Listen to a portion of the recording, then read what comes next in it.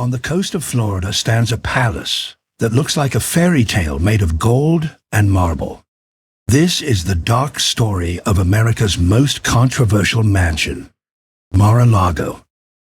At first it was the dream of one woman, Marjorie Merriweather Post. She built Mar-a-Lago as her eternal throne, a banquet hall where laughter echoed while the country was going through the Great Depression, wars, and poverty. Here, crystal chandeliers shone brighter than the hope of many Americans. But this house was never just a beautiful villa. Within its walls gathered those who had the power to change the course of history. At first, glamorous dinners and subtle diplomacy of the Cold War era. Then the palace passed to a future president. And Mar-a-Lago became not only a club for the rich, but also a symbol of struggle, scandal, and the anger of half the country. In the same halls where toasts for peace once sounded, people now discuss secret documents, court cases, and political battles. How did one golden palace turn from a fairy tale refuge into an arena of dark deals, broken lives, and dangerous secrets? And what truth is still hidden behind its heavy doors? If you enjoy deep investigations into Gilded Age architecture and the families who built it, please like, subscribe, and tell me in the comments which house to explore next. Your support makes these detailed stories possible. 1. The heiress who had everything except belonging. Thank you for being here. The building rises from the Florida shoreline like something transported from another century, another continent entirely. 128 rooms, 58 bedrooms, 33 bathrooms, gold leaf ceilings that catch the morning sun, marble floors shipped across an ocean. This is Mar-a-Lago, Cedar Lake. Stretching from the Atlantic to the Intracoastal Waterway, 17 acres of what was meant to be paradise. But before it became a private club, before it housed a president, before the protests and the headlines and the federal investigations, it was one woman's answer to a question she could never quite escape. How do you buy your way into a world that does not want you? This is the story of that mansion. And the story begins, as so many American stories do, with money. Spectacular amounts of it. And the strange way wealth can open nearly every door and still leave the most important ones firmly closed. Let us begin with Marjorie Merriweather Post. Born in 1887, Marjorie inherited the Postum Cereal Company, later General Foods. When her father died in 1914, she was 27 years old. Overnight, she became one of the wealthiest women in America. The exact figures shifted with the markets, but by the early 1920s, her fortune was estimated in the tens of millions of dollars, the equivalent of many billions today. Money bought her multiple estates. Money bought her yachts. Money bought her art collections that would eventually fill museums. Money even helped her find 4 husbands. Though notably, it could not keep any of them. Yet money could not buy her the one thing she wanted most: unquestioned acceptance into America's oldest, most exclusive social circles. The problem was simple and for her almost impossible to solve. Marjorie was new money. Her fortune came from cereal, from breakfast food sold in boxes to ordinary Americans. This was not railroad money, not banking money, not the kind of wealth built slowly over generations by families whose names appeared in history books. The Astors looked down on her. The Vanderbilts were polite but distant. At Newport, at the most prestigious gatherings, Marjorie always felt an invisible wall. She received invitations, of course. She was far too rich to be shut out completely, but she was never entirely inside. The rejection stung. Marjorie had impeccable taste. She collected Russian imperial treasures, French furniture, Renaissance paintings. She entertained lavishly. She was generous, cultured, educated. None of it seemed to matter. Old society had its rules, and one of them went like this. Serial money was not serious money. To understand Marjorie's decision to build Mar-a-Lago, you have to understand that wound. The mansion was not simply a winter home. It was a statement, an argument made in marble and gold. You may not accept me, but you will never be able to ignore this. The location itself was a calculated choice. Palm Beach in the 1920s was already becoming the winter playground of wealthy Northerners. The climate was perfect. The coastline was spectacular, but the grand houses that lined the island mostly belonged to the very families who made Marjorie feel like an outsider. So she decided she would build something bigger, something more breathtaking, something that made their mansions look almost modest by comparison. The decision to commission Mar-a-Lago was made sometime in 1924. Marjorie purchased the land, a narrow strip of the Palm Beach barrier island, for approximately $1.5 million, a staggering sum for the era. The property was unique.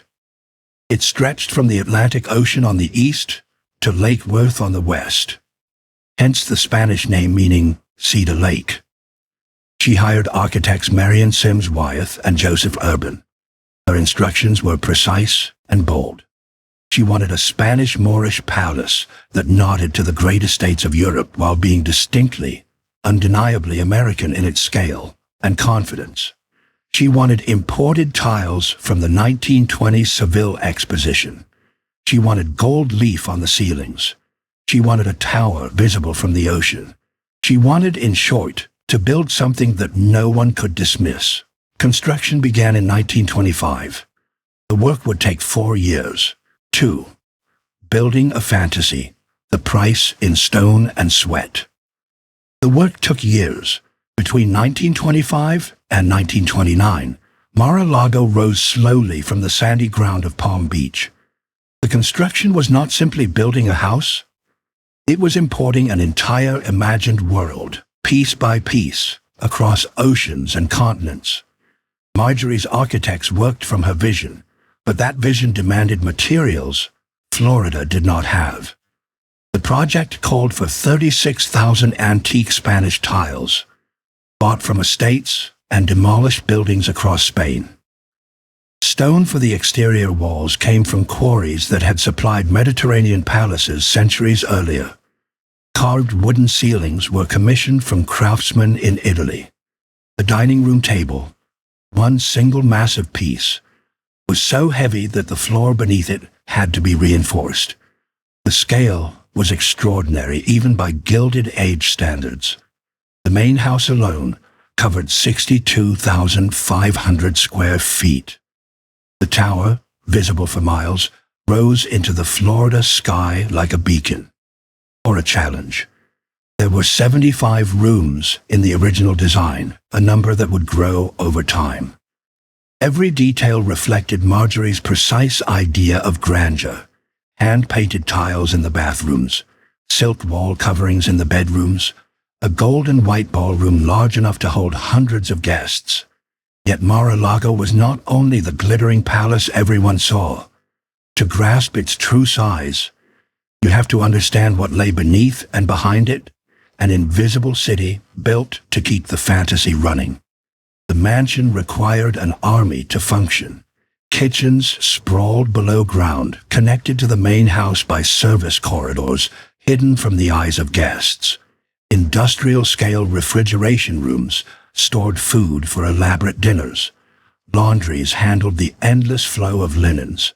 Mechanical rooms, sanctas housed the boilers and pumps that made the dream livable, including air conditioning in the 1920s, a luxury almost unheard of, especially in Florida. The staff quarters formed a separate, closed world of their own. Dozens of workers lived on site: cooks, maids, groundskeepers, mechanics, drivers, personal secretaries. During the season, the estate employed between 50 and 60 people, all of them necessary to maintain the illusion of effortless elegance. This parallel world was designed to remain out of sight. Service staircases allowed workers to move through the house without crossing the main halls. Kitchen entrances faced away from the formal gardens. Marjorie wanted perfection, but she wanted it to appear weightless, almost magical. Never the result of hard, visible labor. The building of Mar-a-Lago relied on hundreds more people long before the first party was ever held. Local laborers, many of them Black and Hispanic men working for wages that barely covered basic needs, did the heaviest work. Skilled craftsmen came from Europe and from the northern United States. The exact number varies in different accounts, but payroll records suggest the workforce peaked at more than 200 people during the most intense construction phases. The conditions were punishing. Florida heat and humidity made outdoor work exhausting. Sandstone dust hung in the air. The delicate installation of imported tiles demanded precision under pressure, because every delay meant cost overruns Marjorie's managers refused to accept.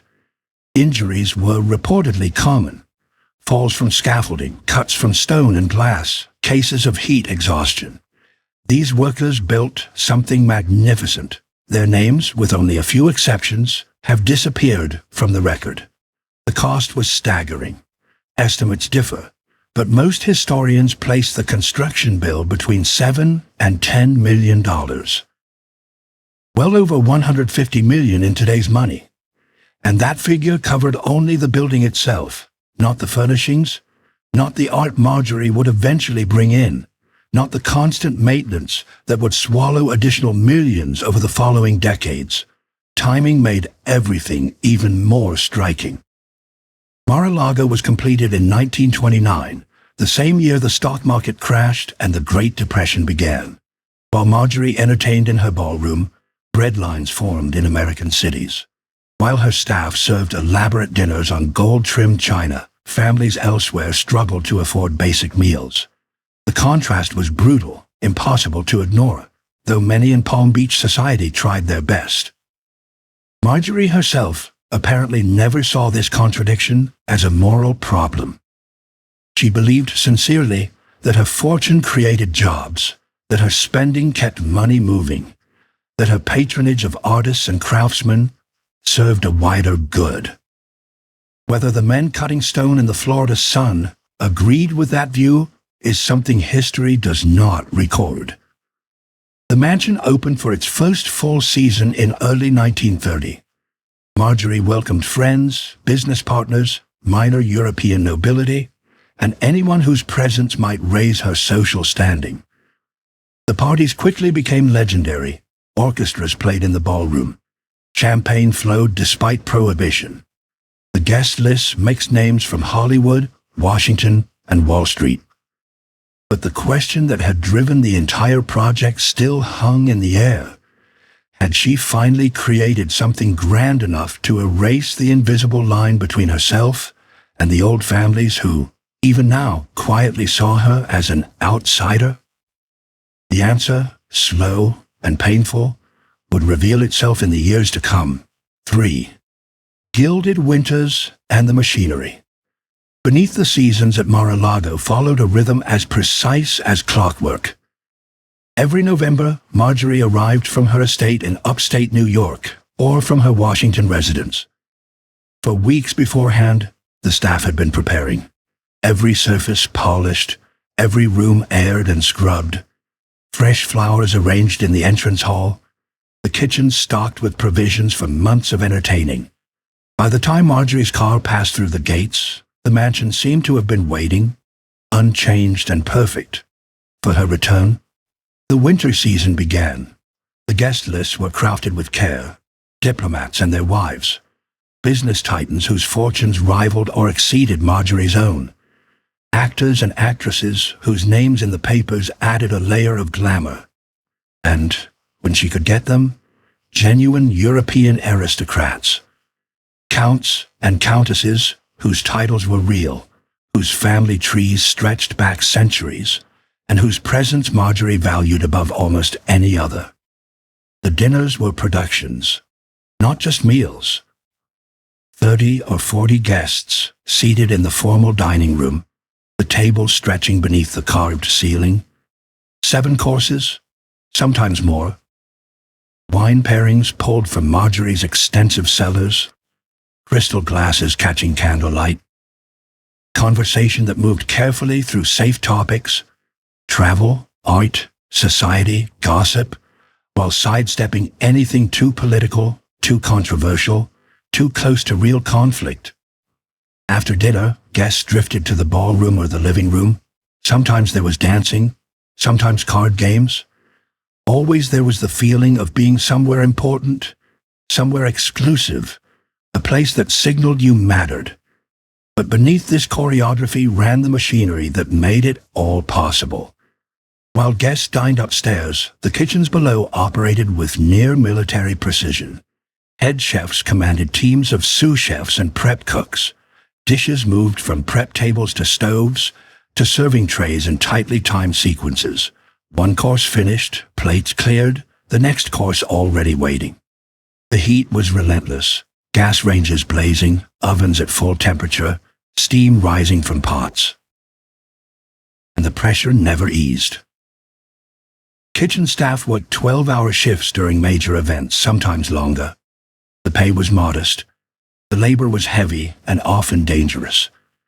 Burns from hot pans and scalding water were routine. The schedule did not slow. Mistakes were noticed, and they were not forgiven easily. Beyond the kitchens, laundry rooms tackled mountains of linens. Every tablecloth, every napkin, every sheet from every guest bedroom had to be washed, pressed, and stored without a wrinkle. The work was hot, repetitive, and endless. The women who handled it, almost all of them women, arrived before dawn and left after dark in the busiest weeks. Outside, groundskeepers kept the 17 acres in immaculate condition, grass trimmed to exact heights, hedges shaped with geometric precision, palm, trees checked for disease and storm damage. The salt air ate at metal and stone, demanding constant repair. Equipment needed servicing. The ocean gnawed at the seawall, a steady, patient threat. Mechanical systems drew their own share of attention. Boilers heated water for dozens of bathrooms. Early air conditioning units fought a losing battle against Florida humidity and had to be coaxed along. Electrical systems were monitored to ensure the lights never failed during a crucial moment. Men worked in windowless rooms filled with the roar of machinery, watching gauges and adjusting valves to keep the illusion intact. The staff lived in a separate world, physically close but socially distant. Their quarters were comfortable by the standards of the time, better than many service jobs offered. Yet the boundary was firm. They entered the main house only through designated doors. They used specific staircases. They learned to move through rooms as if invisible, always present, rarely acknowledged. Marjorie herself seems to have treated her staff with what she believed was kindness. She remembered names. She asked about families. She gave Christmas bonuses and occasional gifts. By the standards of wealthy employers in the 1930s, she was considered fair, even generous. But fair and generous still meant a rigid hierarchy. It still meant workers who could not dream of sending their own children to the schools where Marjorie's grandchildren studied. It still meant a ballroom where staff could arrange flowers and polish floors, but never dance. The contrast was always there, even if few people named it aloud. Upstairs, guests in evening gowns sipped champagne and compared recent European travels. Downstairs, workers in sweat-stained uniforms hauled cases of wine and scrubbed cooking grease from industrial ranges. The mansion functioned because of this division. The fantasy depended on it. Guests came to Mar-a-Lago to escape the ordinary world, to step into a space where beauty felt effortless and abundance seemed natural. That illusion required invisible hands doing invisible work. On some evenings, after the last guests had gone to bed, after the final dishes were washed and the ballroom lights dimmed, Marjorie would walk through the darkened rooms alone. The silence then was different. Not the charged quiet before a party, but something heavier, emptier. The question she had built Mar-a-Lago to answer still lingered in that silence. Was this enough? Had she finally proven whatever needed proving? The walls, magnificent as they were, offered no reply. For the war years and the illusion of permanence. The world beyond Palm Beach was changing. By the late 1930s, Europe moved inexorably toward war. Hitler's Germany expanded. Mussolini's Italy grew more aggressive. The carefully maintained peace that had held since 1918 was collapsing. In Washington, politicians argued over America's role. In New York, families with relatives overseas waited anxiously for news. At Mar-a-Lago, the parties continued. Marjorie kept her winter seasons going through the late 1930s with almost stubborn consistency. The guest list shifted slightly. Fewer European visitors, more American industrialists and military officers. But the rituals stayed the same. Dinners at 8, dancing until midnight. The quiet assumption that this world, this particular arrangement of wealth and privilege, would last forever. The illusion was powerful, partly because Marjorie herself believed it, or chose to. She had built something she thought was permanent, something that would outlast fashion and crisis. Mar-a-Lago was stone and marble, craftsmanship and art. In her mind, these were the things that endured. These were the things that mattered. But permanence, it turned out, was more complicated than architecture. When America entered World War II in December 1941, everything shifted. Palm Beach, like the rest of the country, mobilized. Young men from staff families enlisted or were drafted. Rationing reached even the grandest houses. Sugar, butter, gasoline, all suddenly limited. The Coast Guard established patrols along Florida's beaches, watching for German submarines reportedly operating in Atlantic waters uncomfortably close to shore. Mar-a-Lago itself was offered to the government as a possible site for military use. The offer was declined. The mansion was too conspicuous, too hard to defend, too impractical for real military operations. But Marjorie threw herself into wartime efforts with genuine energy. She funded medical supplies. She hosted benefits to sell war bonds. She turned parts of her other estates into recovery spaces for wounded soldiers. The war years exposed something unexpected about the mansion, its vulnerability. The stone walls and gold ceilings that had seemed so solid were, in reality, fragile, dependent on constant care and maintenance that wartime conditions made difficult. Staff shortages meant some rooms went uncleaned and unused. Salt air, no longer fought back with the same intensity, began to eat away at metal and stone. Complex mechanical systems needed parts that were now unavailable, diverted to war production. For the first time since its completion, Mar-a-Lago began to show its age. Marjorie was aging too. By 1945, she was 58 years old. Her third marriage, to Joseph Davies, the former ambassador to the Soviet Union, was strained. Her daughter Nadanaya was building a life of her own, showing little interest in the social universe Marjorie had struggled so hard to enter. Her other children were similarly distant, absorbed in their own paths and concerns. The question that had haunted Marjorie for decades began to change shape. No longer, will they accept me? But instead, who will want this when I am gone? The answer was not obvious. Mar-a-Lago was magnificent, but magnificence came with a price. The yearly maintenance alone ran into the hundreds of thousands of dollars. Property taxes were substantial. Staff payrolls were heavy. Heat, electricity, water, repairs. The mansion consumed money at a rate that strained even Marjorie's fortune. And the social world it had been built to impress was changing. The old families, the old gatekeepers, were slowly losing their grip on American high society. New money was becoming acceptable. Not breakfast cereal money, but Hollywood money, oil money, eventually technology money. The rules were shifting, but they were shifting too late for Marjorie, and in ways that left her own position uncertain. More troubling still was this: her children did not want it. The mansion embodied Marjorie's dream, Marjorie's answer to Marjorie's particular wound.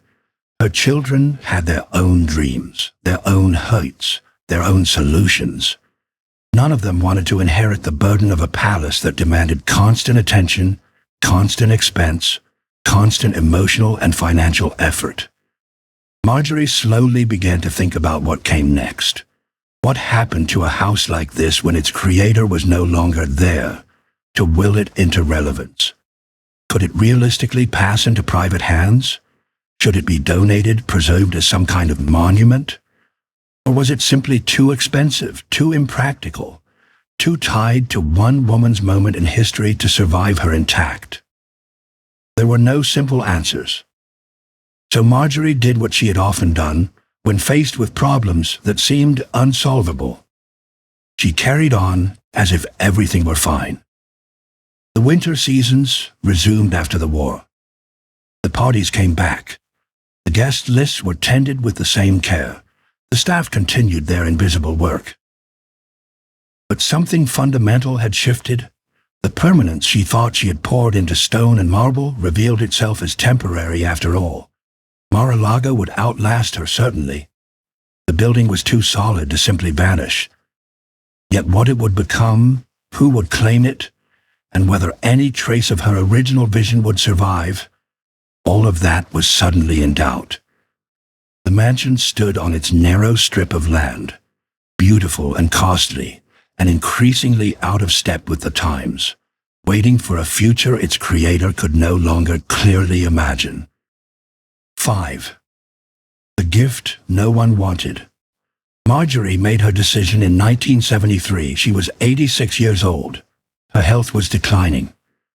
Her fortune, though still large, had been drained by decades of maintaining multiple estates, supporting causes, and living at a level almost no one could afford. The question of Mar-a-Lago's future could not be postponed any longer. Her solution reflected both her patriotism and her enduring hope that the mansion might finally gain the national importance she had always imagined for it. She would give Mar-a-Lago to the United States government. In her mind, it would become a true winter White House, a presidential retreat where American leaders could host foreign dignitaries in surroundings that displayed the country's wealth and cultural sophistication. The idea was not without precedent. Presidents had relied on private retreats before. Franklin Roosevelt had Warm Springs. Harry Truman escaped to Key West. So the concept of a formal winter White House in Florida seemed to Marjorie both logical and generous. She drew up the will. The terms were clear. Upon her death, Mar-a-Lago would pass to the federal government to be used as a presidential retreat or as housing for visiting foreign leaders. The furnishings, the art, the carefully assembled collections, everything would stay with the house. Marjorie was offering not just a structure, but a complete world, fully staged and ready for use. She died on September 12, 1973. The lawyers began to execute the will. The government began its review. The review did not unfold the way Marjorie would have hoped. The National Park Service sent representatives to inspect the property. Their report, when it arrived, was thorough and brutal. Yes, Mar-a-Lago was beautiful. Yes, it was historic. Yes, it was an important example of 1920s architecture and design. But, and this was the decisive issue, it was spectacularly impractical as a government facility. The maintenance costs were staggering. Early estimates suggested the government would need to spend between $1 and $2 million every year just to keep the place in basic operating condition. That figure covered routine upkeep, utilities, staff salaries, security, and insurance. It did not include major repairs or renovations that would inevitably be needed over time. Security was another major problem. Mar-a-Lago sat on a narrow strip of land with ocean on one side and lake on the other. The property had multiple access points. The perimeter was long and hard to control.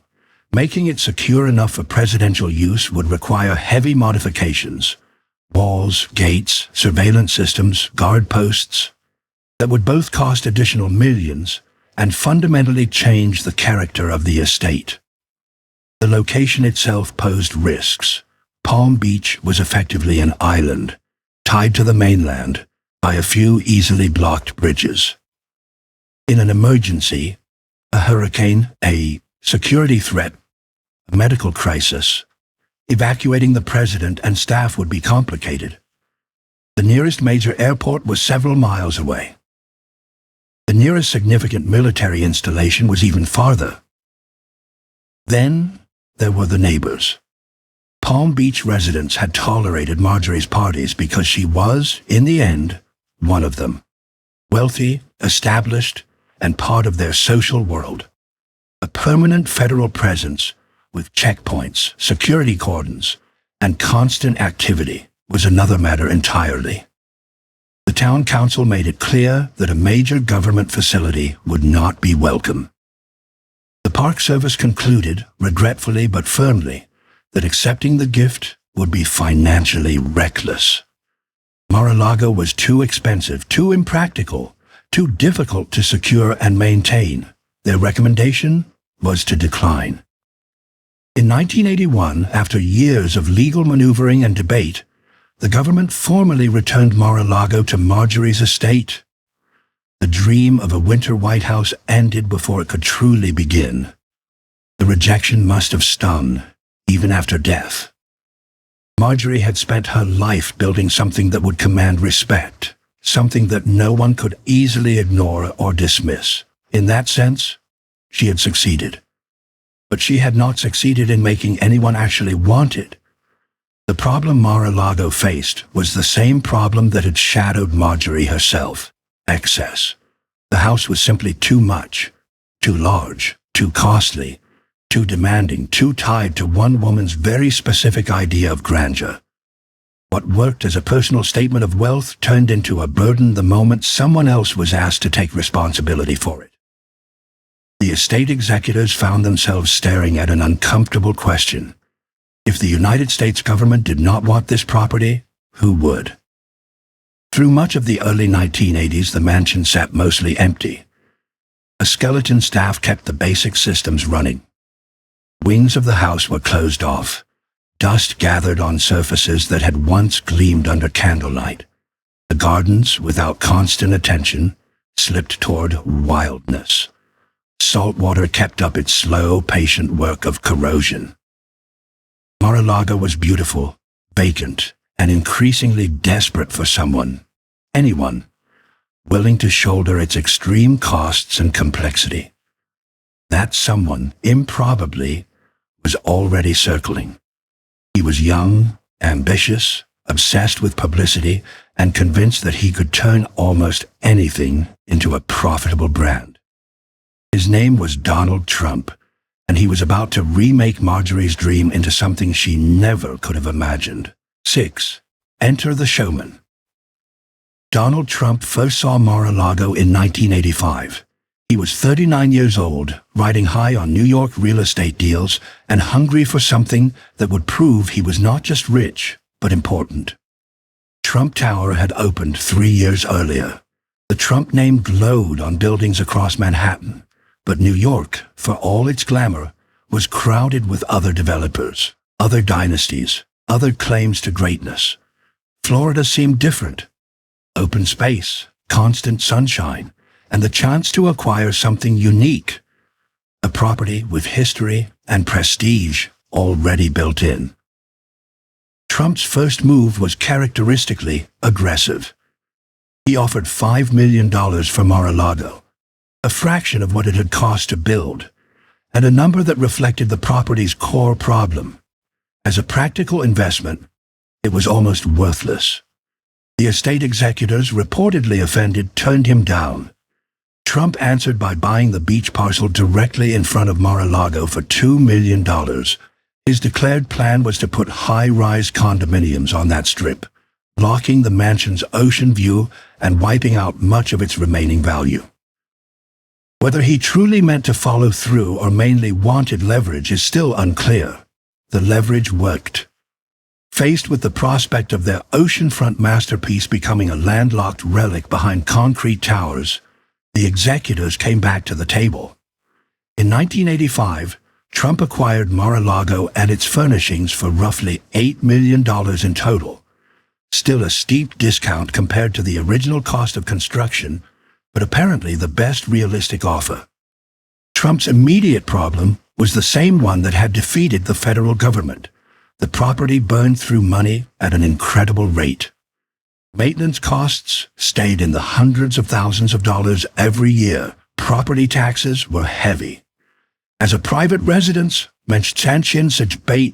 budget. The mansion was absurdly oversized.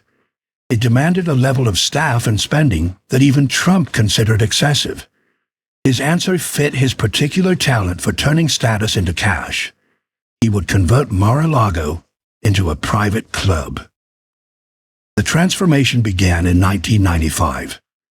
Trump reportedly spent around $3 million on renovations, upgrading electrical systems, modernizing kitchens, refurbishing rooms that had decayed through years of bare minimum upkeep. Yet the core of the house remained the same. The ballroom, the dining room, the gold leaf ceilings, the imported tiles, all stayed. Trump understood that what he was selling was not comfort or convenience, but access to a very specific fantasy. The club model was simple. Members paid an initiation fee, at first $100,000, later raised to $200,000, plus annual dues of about $14,000. In return, they received access to the property, the right to dine in the mansion's restaurants, use of the pool and beach, and most importantly, the social capital that came with being able to say they belonged to Mar-a-Lago. Trump marketed the club relentlessly, interviews with architecture magazines, tours for society writers, carefully staged photo spreads showing him on site, hinting that members would enjoy proximity to celebrity and power. The message was sharp and consistent. Mar-a-Lago was not just a club, it was an inner circle, and membership meant you had arrived. Palm Beach society was not universally charmed. The town already had its own pillars, the Bath and Tennis Club, the Everglades Club, with history stretching back decades and membership lists guarded like state secrets. Those clubs had rejected Trump's own applications in the past, reportedly because of his flashy persona and his ties to casino gambling. Trump's counter-move was to brand Mar-a-Lago as deliberately different. While the established clubs maintained policies that excluded Jews and African Americans, practices that were increasingly controversial but still present, Trump made Mar-a-Lago explicitly open to members regardless of religion or race. Whether this sprang from principle, strategy, or some mix of both remains debated.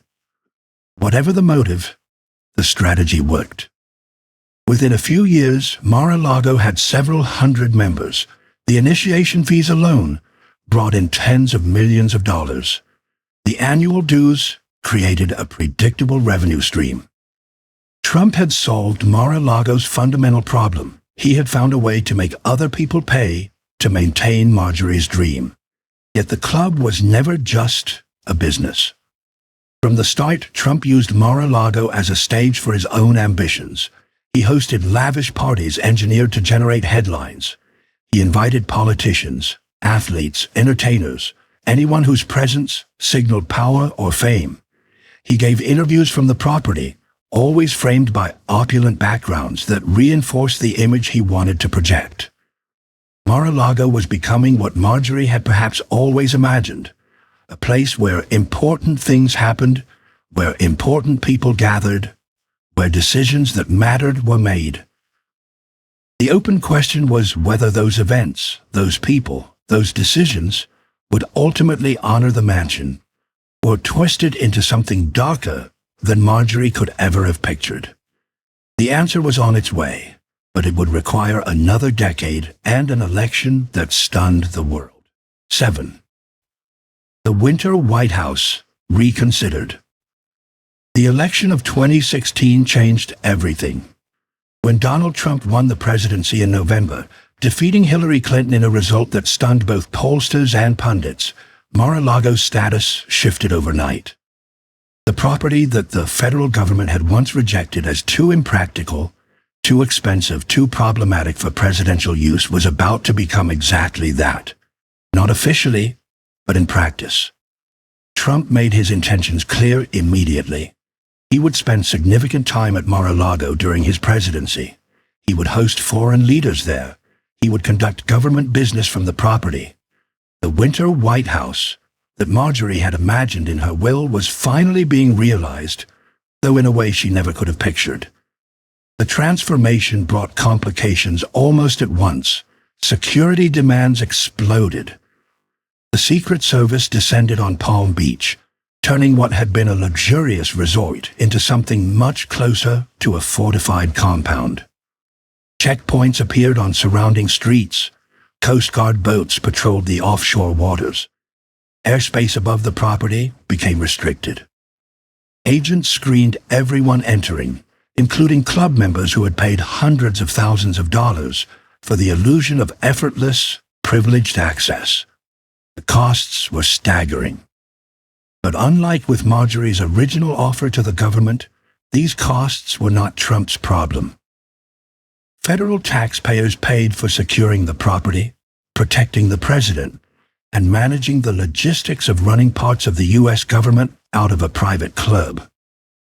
Estimates varied, but reporting suggested that each presidential visit cost several $million in security and operational expenses.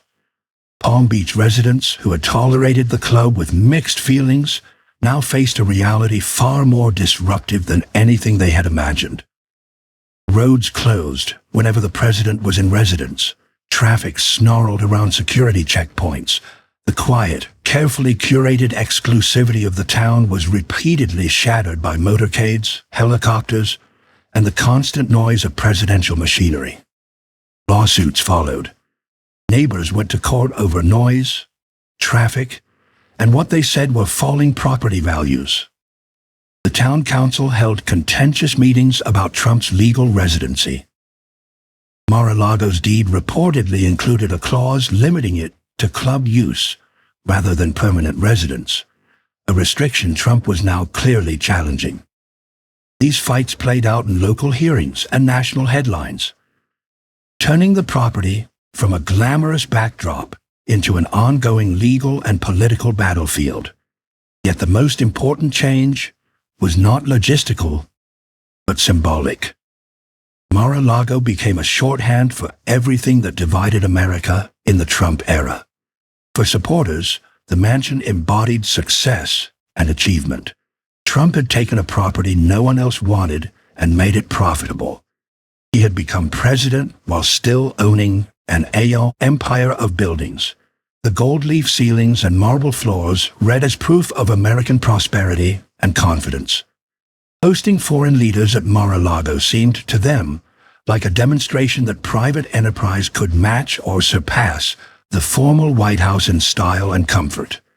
For critics, Mar-a-Lago represented the worst possible merging of public office and private profit.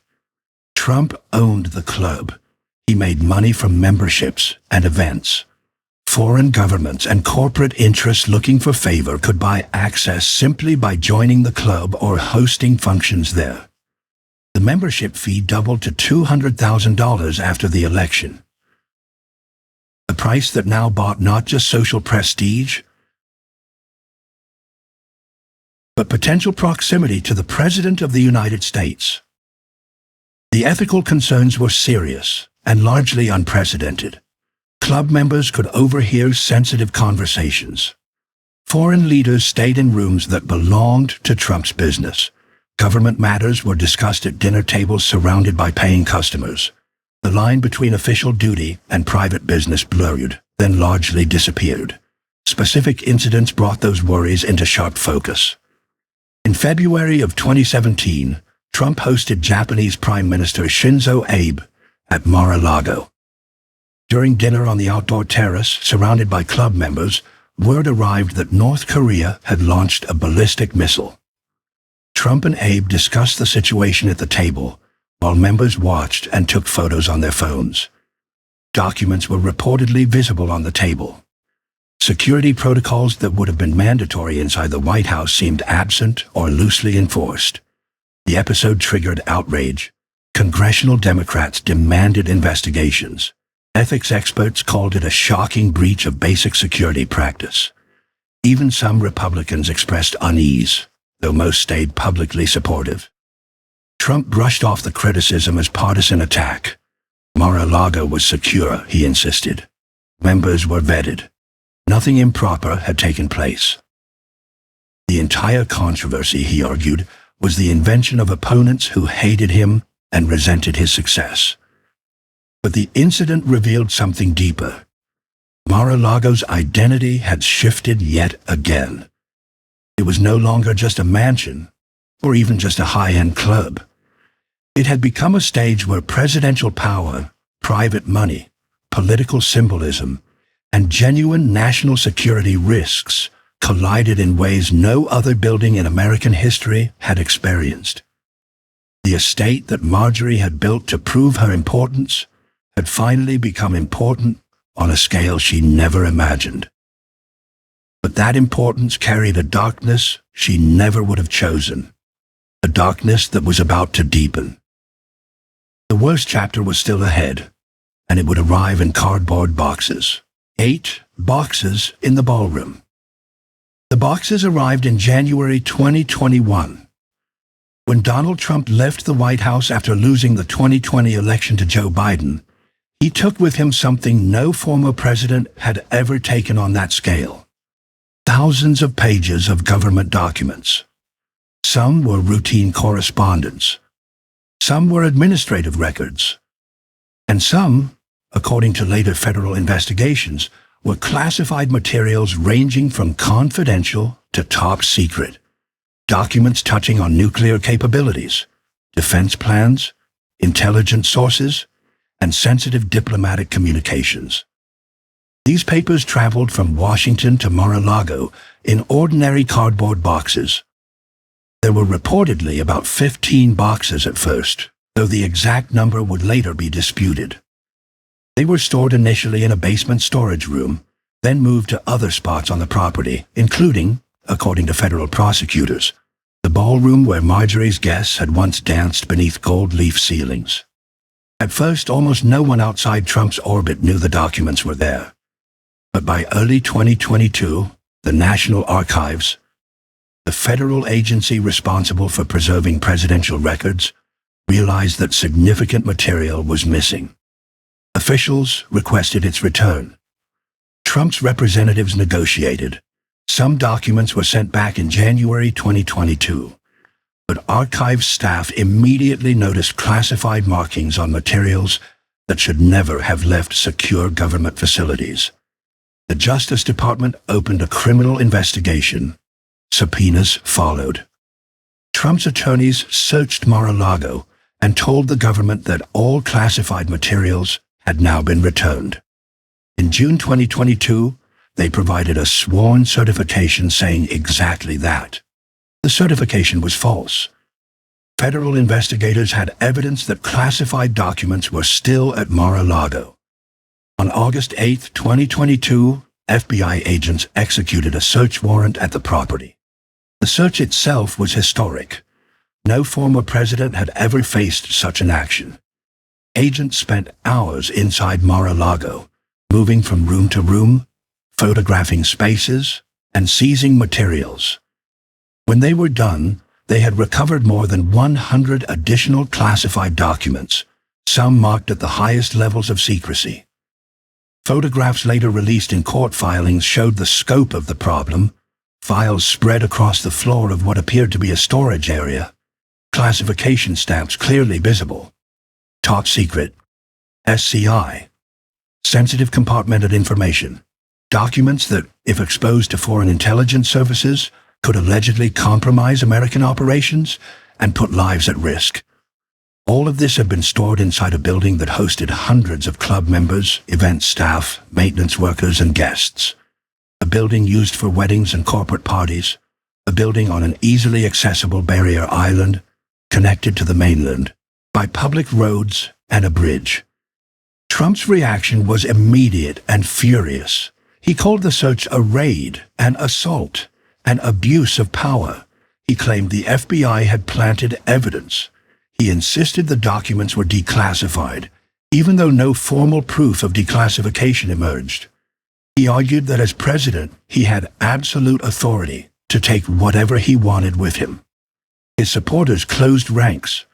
To them, the search became proof of a deep state conspiracy. Protesters gathered outside Mar-a-Lago's gates. Conservative media attacked the FBI's motives and tactics. Republican politicians denounced the Justice Department and framed the investigation as purely political. Critics saw something very different. A former president who had removed classified materials, resisted returning them, allowed his lawyers to make false statements, and stored sensitive intelligence in a social club where day-to-day security was handled by private employees trained in hospitality, not counterintelligence. Federal prosecutors convened a grand jury. In June 2023, Trump was indicted on 37 counts related to mishandling classified documents and obstructing justice. More charges were added later. The case was assigned to Judge Aileen Cannon in the Southern District of Florida. The trial was set, then pushed back. Legal motions piled up. Trump's legal team attacked the search warrant, the charges, the special counsel's authority, almost every structural piece of the prosecution. The case became one more battlefield in the larger political war around Trump, with each side completely convinced of its own righteousness and the other side's corruption. Yet beneath the politics and the spin, one simple physical fact remained. Classified documents had been stored in a mansion built for parties. The ballroom at the center of the controversy had witnessed nearly a century of Mar-a-Lago's transformations. It had hosted Marjorie's carefully staged dinners. It had seen Trump's club galas. It had welcomed diplomats during the presidency. Now, in legal filings and news reports, it was described as either a crime scene or the focus of a witch hunt, depending entirely on who was talking. The estate that had always been about appearances, about projecting power and importance, now sat at the heart of questions about whether that power had been abused, and whether those appearances had hidden something genuinely dangerous. Mar-a-Lago had finally reached maximum visibility and significance. The remaining questions were what that significance would cost, and who would ultimately pay the price. Those answers were still unsettled, suspended in legal arguments and political conflict. While the mansion carried on in its strange, overlapping roles, social club, political symbol, active investigation site, and monument to American excess in all its complicated forms. 9. After the sirens, who pays for dreams? The legal proceedings continued, but life at Mar-a-Lago went on. Weddings were still booked in the ballroom. Club members still dined on the terrace overlooking the ocean. Event staff still arranged flowers and polished silverware.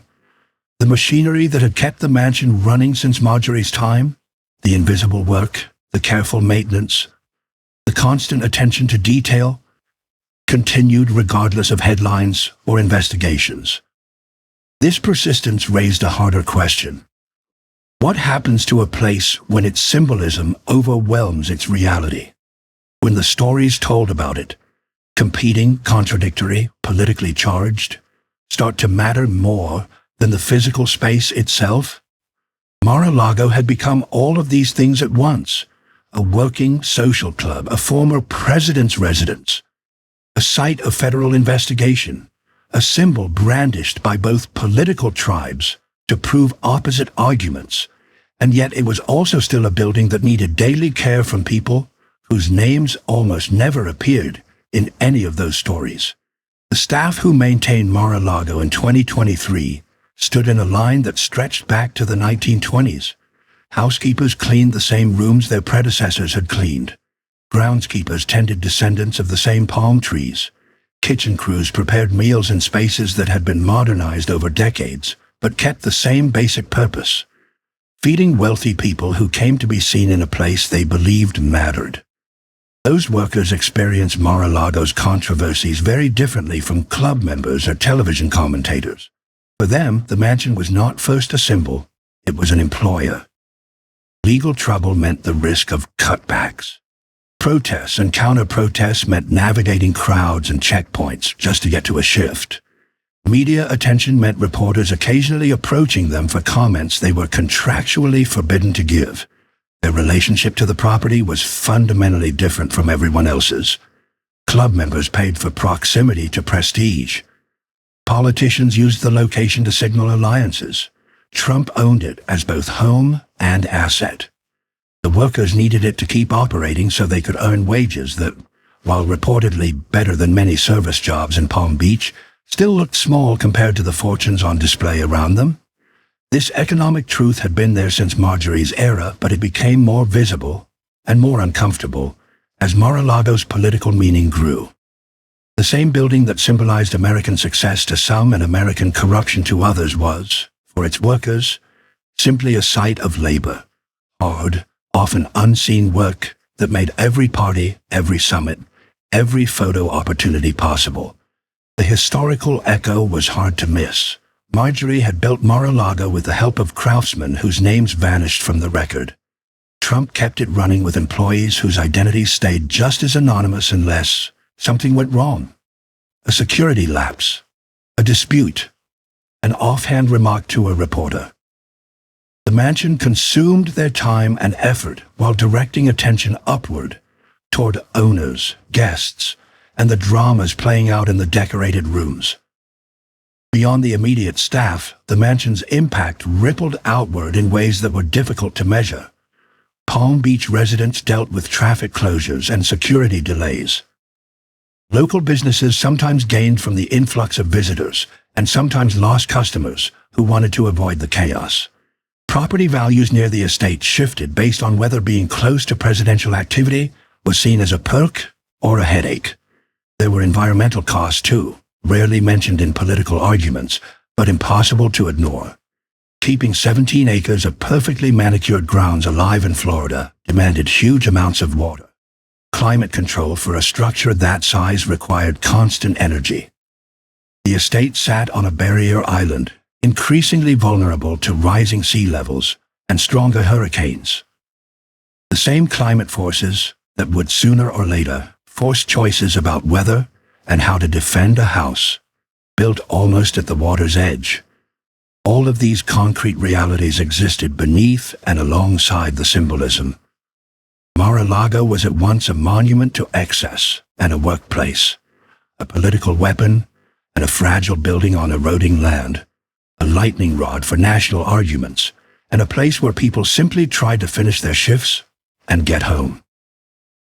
To understand the mansion's full story, you had to hold all of these perspectives together, not picking one true narrative, but accepting that Mar-a-Lago contained many, that its meaning was fractured, and that different people lived inside that meaning in radically different ways. Marjorie had built Mar-a-Lago to answer a personal question about belonging and significance. The building had achieved a level of significance far beyond anything she imagined. But the question of belonging, who belonged there, who was kept out, who gained, and who quietly paid, remained as tangled and unresolved as ever. The mansion stood on its narrow strip of land, still beautiful despite scandal, still expensive, still argued over, still demanding constant labor from people who would never own it, and constant commentary from people who would never set foot inside. The ocean continued its patient assault on the seawall. Tourists kept snapping photos from public beaches. Protesters and supporters repeated their rituals outside the gates, and inside, the daily work continued. Floors mopped, meals prepared, light fixtures dusted, gardens trimmed. The dream Marjorie built had survived, but survival was not the same thing as victory. The question now was whether anyone, owners, guests, critics, or citizens watching from afar would learn anything from Mar-a-Lago's long, strange journey from private fantasy to national flashpoint. Part 10. The Mansion as Mirror. The lessons were there. Whether anyone chose to see them was another question entirely. Mar-a-Lago's nearly century-long story reflected America's contradictions with uncomfortable clarity. The mansion was a mirror, and what it showed depended entirely on who was looking and what they were willing to admit. For some, Mar-a-Lago illustrated American exceptionalism at its most dazzling. A determined woman with money and ambition built something extraordinary. An entrepreneur rescued it from decay and turned it into a profitable venture. A president used it as a backdrop to project American power and confidence to visiting leaders. In that version, the narrative was about private enterprise succeeding where government failed, about individuals creating value and beauty through vision and willpower. For others, the very same sequence of events told a much darker tale. A wealthy heiress built a monument to herself while the country struggled through depression and inequality. A businessman monetized access to power in ways that blurred every ethical line. A president merged personal profit and public duty so completely that distinguishing between them became almost impossible. In that telling, the story was about unchecked wealth, corroded institutions, and elites playing by rules no one else could access. Both narratives contained truth. Both left out crucial pieces. The real story of Mar-a-Lago was messier and more layered than either political camp wanted to acknowledge. It was a story about labor. Generations of workers whose skill and effort built and preserved a place they could not afford to inhabit as guests. It was a story about ambition.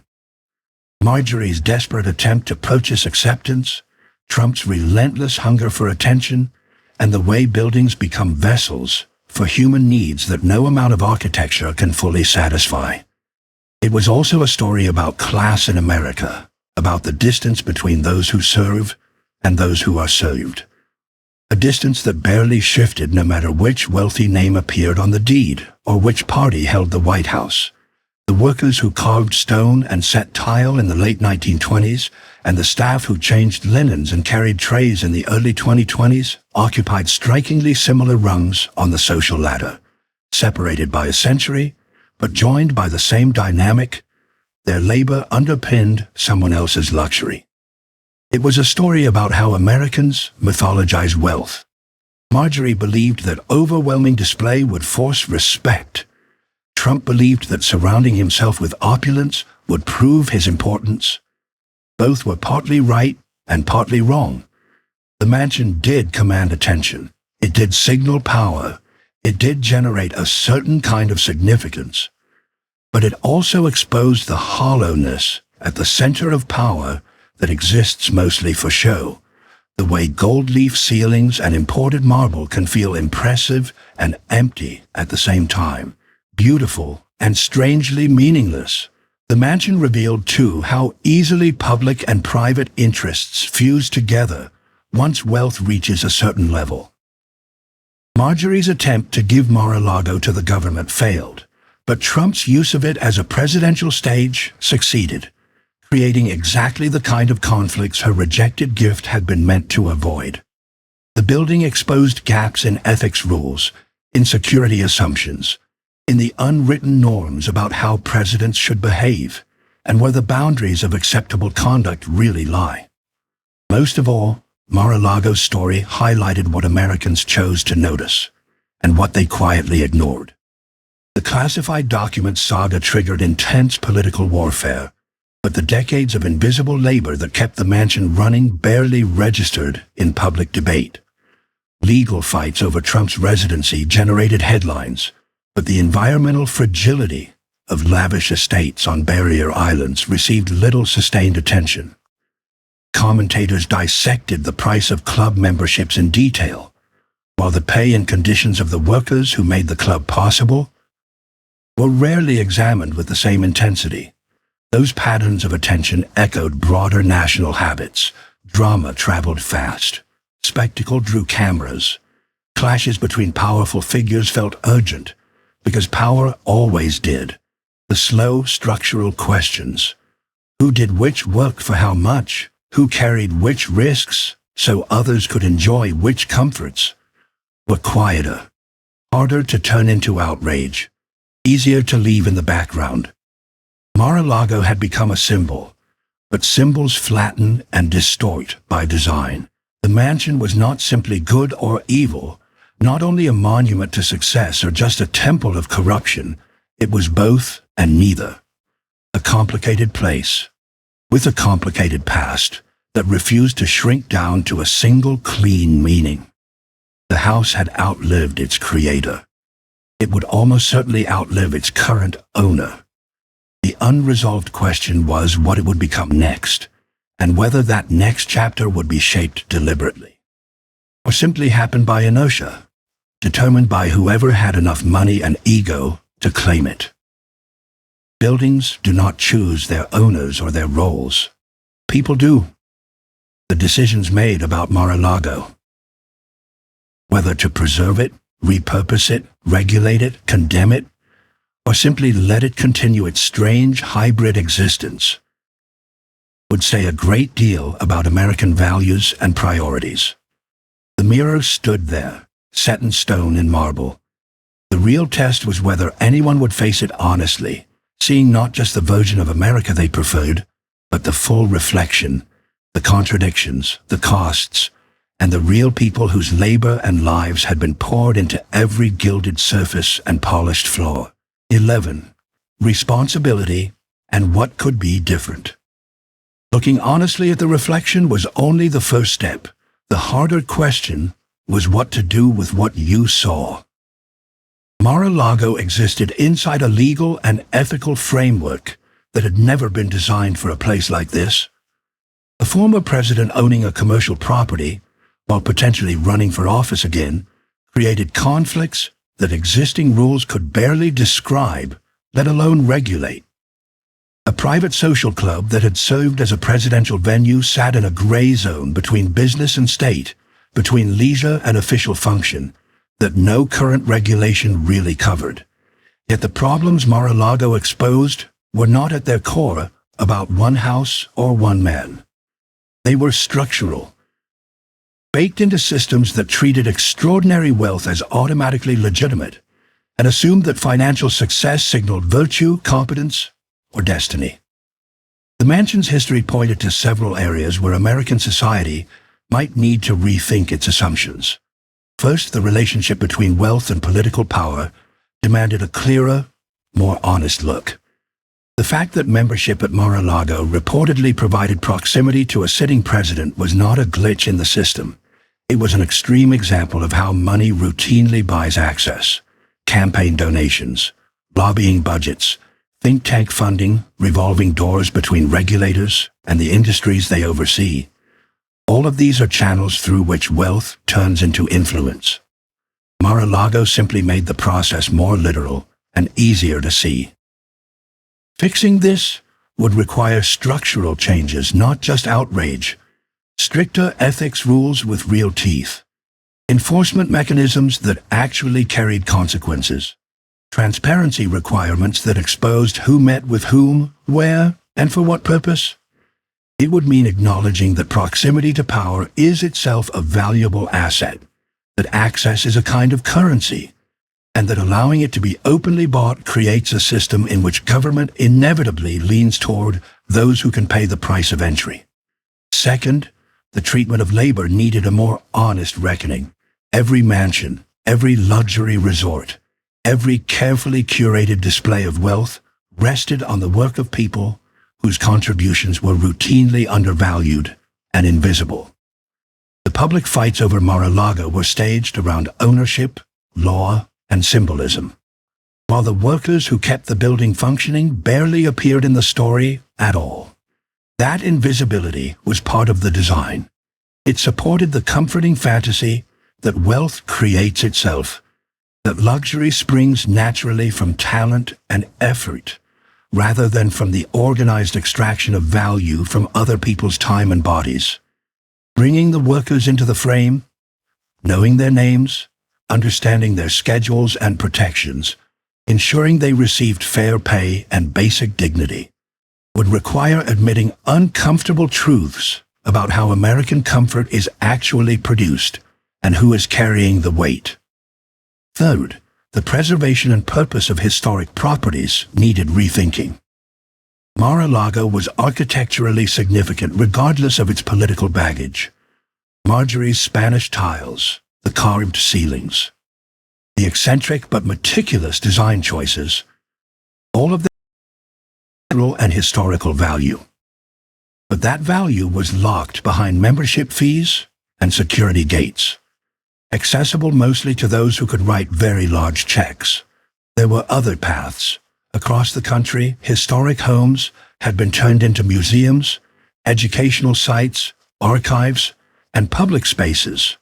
Those conversions recognized that some buildings matter beyond their role as private assets, that their stories belong to more people than just whoever holds the deed at a given moment. Mar-a-Lago could, in theory, tell stories about the Gilded Age, about architecture as self-mythology, about labor and class, about the collision of wealth and democracy. Making that happen would take political will that does not yet exist. But Mar-a-Lago will not stay exactly as it is forever. Through sale, inheritance, legal judgment, or even storms and rising seas, its status will eventually change.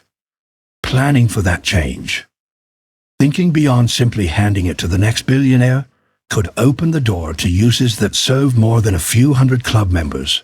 Fourth, and maybe most fundamentally, Americans needed more nuanced ways of thinking about wealth itself.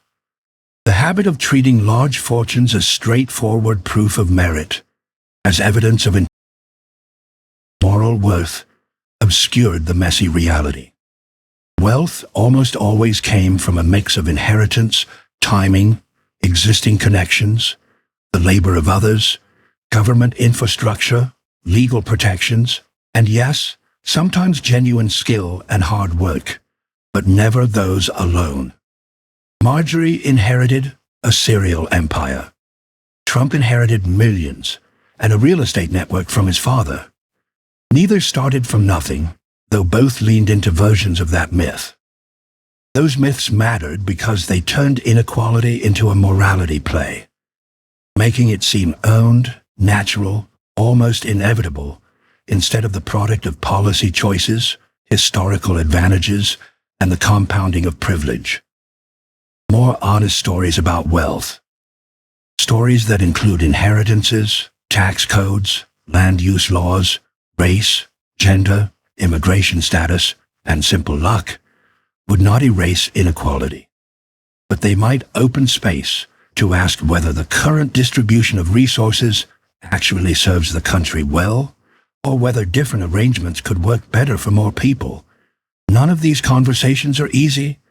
They challenge deeply rooted American stories, meritocracy, and the moral beauty of accumulation. They ask people who benefit from the current system to admit that the game has never been purely fair, that personal success sits on top of structures many others never had a chance to use. Mar-a-Lago cannot force anyone to have these conversations, but its history offers concrete entry points. Specific, undeniable examples that make abstract issues visible. Who gets access and why? Who does the work and for how much? How public power and private wealth intertwine inside a single set of walls. The open question is whether Americans will use those entry points or keep fighting over symbols while leaving the underlying structures, the ones Mar-a-Lago has exposed, exactly as they are. 12. Waves on the same wall. The structures would outlast the arguments, just as the mansion had outlasted its builders. Dawn reached Mar-a-Lago the same way it had for nearly a century. Light spread over the Atlantic, touching the waves first, then the sand, then the sea wall that separated ocean from property. The same wall workers had poured and stacked in the 1920s, repaired after storms, patched and reinforced again and again, but never changed in its basic purpose, holding back water that would otherwise reclaim the land. The ocean was patient. It could wait. Inside the mansion, daily routines started up once more. Security guards changed shifts. Kitchen staff came in to prepare breakfast. Maintenance workers checked systems that always needed watching. The building demanded care, as it always had, as it always would. That continuity was perhaps the clearest truth about Mar-a-Lago. Beneath the controversies and symbolism, beneath the political fights and legal filings, it remained a physical structure that survived only through physical labor. Headlines shifted. Owners would, sooner or later, change. The meaning attached to the place rose and fell with. But the work of keeping it standing went on, done by people whose names would never appear in the history books, whose perspectives would not shape the narratives, whose daily effort made every other story possible. Those workers understood something observers often missed. Buildings are not really about the names on the deeds or even the architects on the plans. Buildings are about the ongoing negotiation between human effort and physical reality. Stone crumbles, paint peels, wiring fails, gardens choke with weeds if no one tends them. The mansion's survival depended not on grand visions or dramatic moments, but on quiet, repetitive tasks, noticing what was starting to break and fixing it, day after day, year after year, decade after decade. Marjorie understood this, at least in part. She hired staff, funded upkeep, paid for restoration. But she saw those things as a means to an end, the price of keeping her dream intact. She did not fully grasp, or did. Wealth was the substance, and the dream was the reflection. The building's reality was the labor that sustained it. Everything else was projection cast onto that surface. Trump understood it differently, but not more deeply. He treated the mansion as an asset, a brand, a stage set. He knew it required maintenance, but framed that as overhead, a cost to be minimized, never as the central activity that gave the place real meaning. His relationship to Mar-a-Lago was extractive. What could it do for him? How could it amplify his image? What value could he pull out before he moved on? Neither view fully honored what the building actually was, a long, ongoing collaboration between the people who imagined it, the people who built it, the people who kept it running, and the natural forces, wind, water, sun, salt, that constantly tested how long human effort could hold the line. The ocean kept pushing at the seawall. Climate change was speeding erosion along Florida's coasts. Sea levels were rising in measurable, documented inches. Storms were growing stronger. Within decades, possibly within years, Mar-a-Lago could face a real existential threat not from politics or court cases, but from physics. Water creeping higher, land sinking lower. The basic instability of building elaborate structures on narrow barrier islands in an unstable climate. That threat was democratic in a way human conflicts were not. The ocean did not care about property values, political slogans, or historical significance. It would come from Mar-a-Lago the same way it came from modest cottages and public beaches, testing every foundation, finding every weakness, claiming whatever could not be defended. At some point, the seawall would fail. Maybe it could be rebuilt, raised, armored with new engineering. Maybe technology would delay the outcome. Or maybe not. Maybe future generations would look at photographs of Mar-a-Lago the way people now look at images of vanished coastal towns. Beautiful once, gone now, taken back by forces larger than any individual's wealth or will. If that loss comes, it will teach lessons the political scandals never could. It will show that grandeur is temporary, that power has limits, that nature operates on scales that make human drama look small. The same ocean that made Mar-a-Lago's views priceless would prove stronger than the walls built to frame them. But that is the future. The present offered quieter lessons, available to anyone willing to really look. The lesson of continuity, that work goes on regardless of headlines, that ordinary effort sustains extraordinary places, that maintenance, not spectacle, is what keeps the world from falling apart. The lesson of complexity, that places hold multiple truths at once, that a single building can be both beautiful and compromised, admirable and troubling, and that history is never simple enough to fit cleanly into one side's story. The lesson of consequence, that private choices have public effects, that personal ambition shapes collective reality, that the past is not safely sealed away behind us, but woven into the present, guiding what feels possible and what feels inevitable. None of these lessons require expertise to understand. They require only attention. The willingness to see Mar-a-Lago not just as a symbol to win an argument with, but as a real location with a real past, constructed by real people, maintained by real labor, sitting in a real environment that will ultimately decide how long it can remain. 13. What we choose to remember. Attention was a choice, and choices about what to remember shaped what the future would inherit. Mar-a-Lago's story would be told and retold, but which version would last? Would it be the tale of Marjorie's social ambition, a woman building a palace to prove her worth?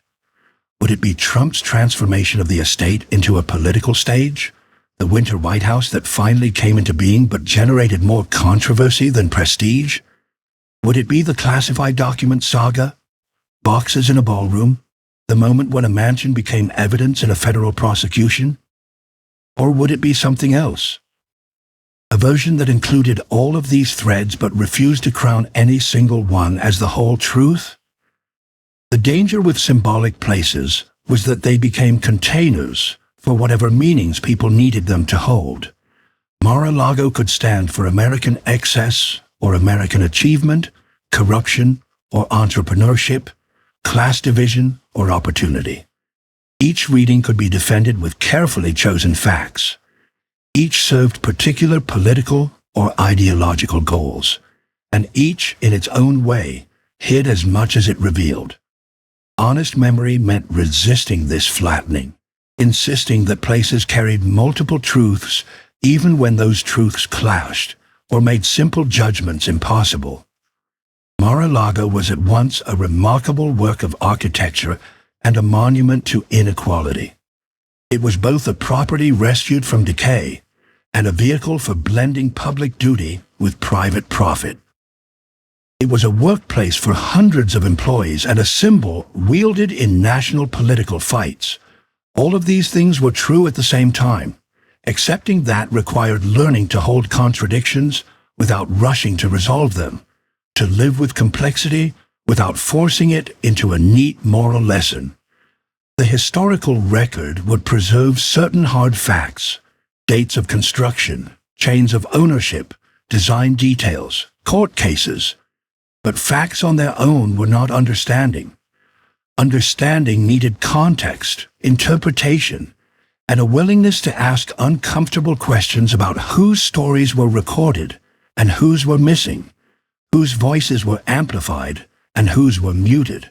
The workers who built and maintained Mar-a-Lago deserved to be part of that story, not as scenery, but as central figures whose labor was as essential as any architect's sketch or owner's dream. Their names, when they could be recovered, should be written down. Their working conditions should be described. Their perspectives, when they could be safely shared, should sit alongside those of presidents and heiresses and developers. The environmental setting deserved equal attention. Mar-a-Lago did not float in a vacuum. It sat on a barrier island dependent on fragile ecosystems and exposed to rising seas and stronger storms. The decision to raise elaborate permanent structures in such places reflected assumptions about human control over nature that were growing less believable with every hurricane season. Future historians might judge the whole pattern, not just Mar-a-Lago, but the broader culture of coastal luxury building it symbolized, as fundamentally misguided, a refusal to accept physical limits that climate change would eventually enforce. The economic systems that made Mar-a-Lago possible also warranted scrutiny.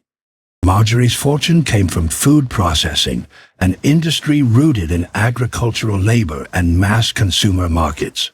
Trump's money came from real estate, an industry tightly tied to baking, tax policy, zoning laws, and long histories of racial discrimination and segregation. Neither fortune was self-created. Both rested on broader structures, legal frameworks, and other people's work.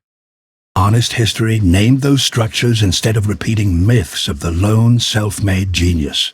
The cultural meanings of the mansion would keep shifting. What seemed crucial in the early 2020s might feel minor or even puzzling to observers in the early 2070s.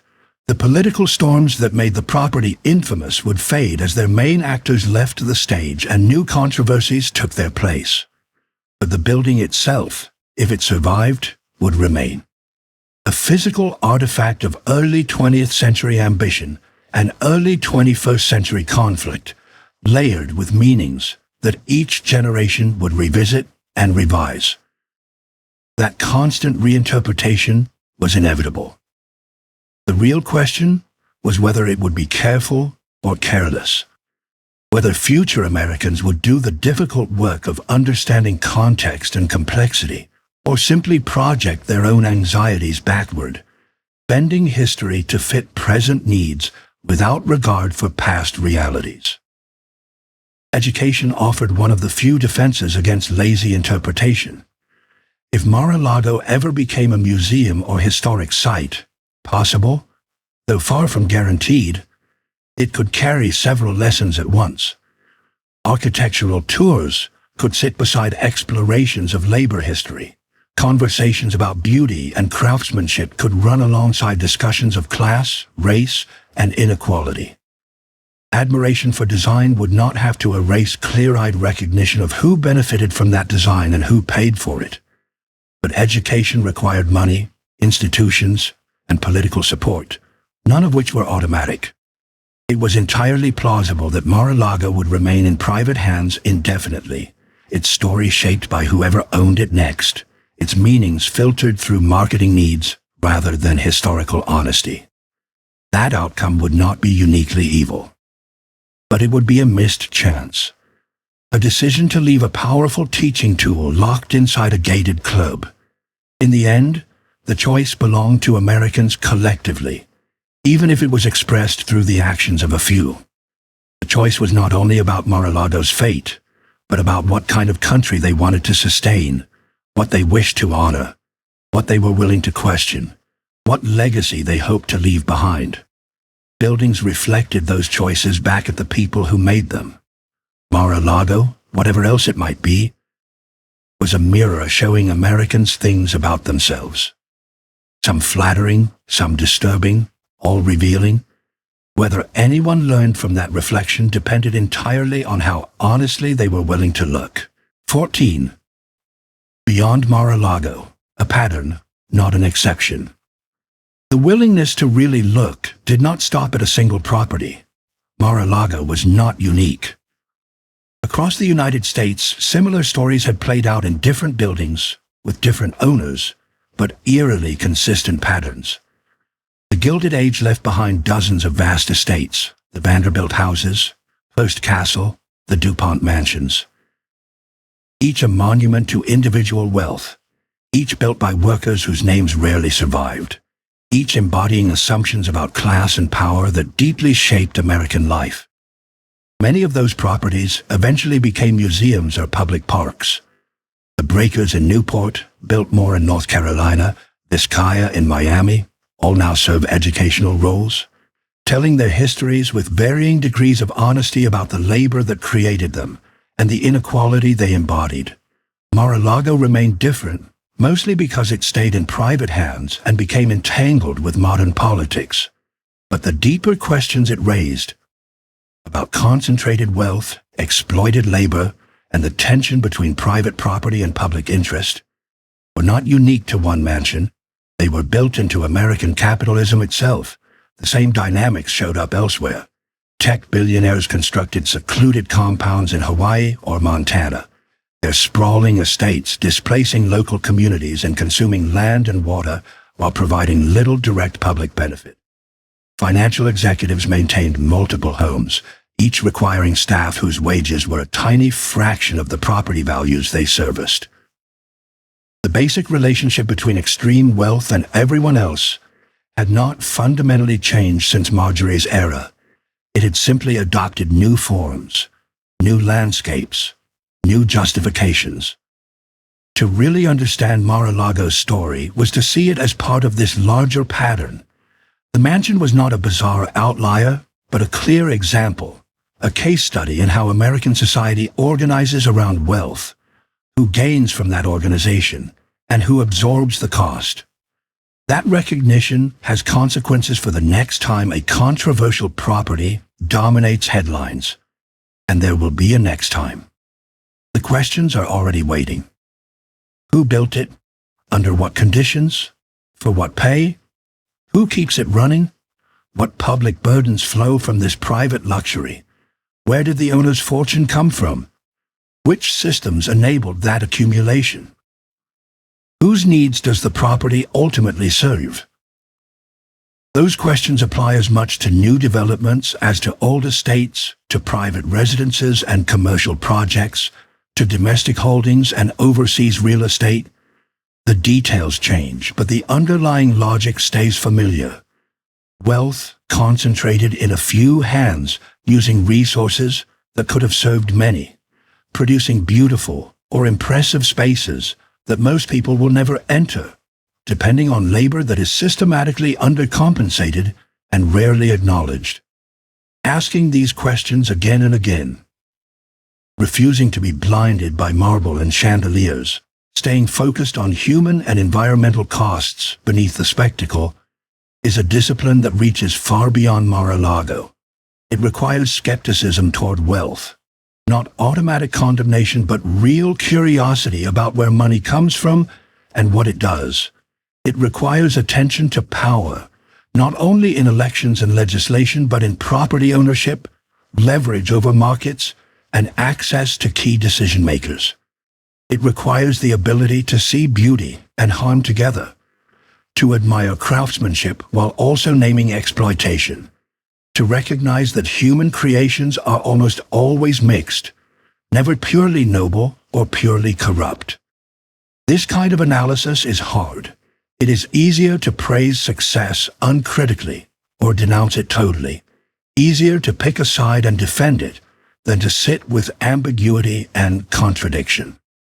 But easy stories produce shallow understanding, and shallow understanding lets the same patterns repeat in new settings, because no one really learned from the last round. Mar-a-Lago offers a chance to learn, if people are willing to take it. Its nearly century-long arc contains lessons about ambition and excess, about labor and luxury, about how private property intersects with public interest, about how buildings both reflect and shape the societies that surround them. Those lessons travel well. They can be applied to countless other projects, decisions, and debates, but lessons need students. They require a willingness to admit that reality is more complicated than partisan talking points, that cherished assumptions might be incomplete or wrong, that systems we benefit from can also be unjust. They call for patience to understand context, and for enough resilience to sit with uncomfortable truths instead of pushing them away. Whether Americans collectively have that patience and resilience is still an open question. The shouting matches around Mar-a-Lago suggest otherwise, that partisan loyalty and team identity often drown out nuance, that many people prefer tidy narratives to messy realities. that the mansion is more often used as a weapon in arguments than examined as an object of serious study. But public conversation is not destiny. Individual choices still matter. Every person who encounters Mar-a-Lago's story, through news reports, documentaries, books, or a glimpse from a distance in Palm Beach, makes decisions about what to notice, what to question, and what to care about. Those small decisions, multiplied across thousands or millions of people, gradually shape how a society understands itself and what it decides to change or preserve. The mansion cannot force those decisions. It can only sit where it has always sat. Its story visible to anyone who cares to trace it. The patterns are there. The lessons are there. The remaining question is what people will choose to do with what they see. 15. The choice before us. The choice was immediate, and it was not going away. Mar-a-Lago's story was still in motion. Legal cases moved through the courts. Political fights shifted shape. The building itself kept aging, needing repairs. The ocean inched closer, year after year. Whatever came next would grow out of decisions being made right now. In courtrooms and congressional hearing rooms, in editorial offices and comment sections, in talks between neighbors and arguments around kitchen tables. Those decisions would quietly reveal what Americans actually valued. Did they care more about transparency or about privacy? About accountability or deference to wealth? About the public interest or absolute property rights? None of these choices were simple. Reasonable people disagreed, but the questions mattered because they forced into the open priorities that usually went unspoken. The mansion also posed a smaller, more personal question to anyone who ran into its story. What kind of relationship did you want to have with wealth and power? Did you want to cheer it on without hesitation, dream of joining it, defend it as proof of what hard work can achieve? Did you want to reject it outright, see only exploitation and excess, flatten everything into villains and victims? Or did you want something harder, to see clearly, to admit both achievement and harm, to hold several truths in your head at once without collapsing them into a single, easy verdict? That last posture was the most demanding and the most honest. It required effort and a bit of humility. It traded comforting certainty for actual understanding, neat conclusions for better questions, quick outrage for longer engagement. Mar-a-Lago warranted that kind of attention, not because the building itself was somehow sacred, or because its story was uniquely dramatic, but because it was right there in front of everyone. A concrete example that made big, abstract issues visible. A piece of real estate where multiple strands of American life, class, race, politics, labor, environment, media, crossed in one tightly packed space.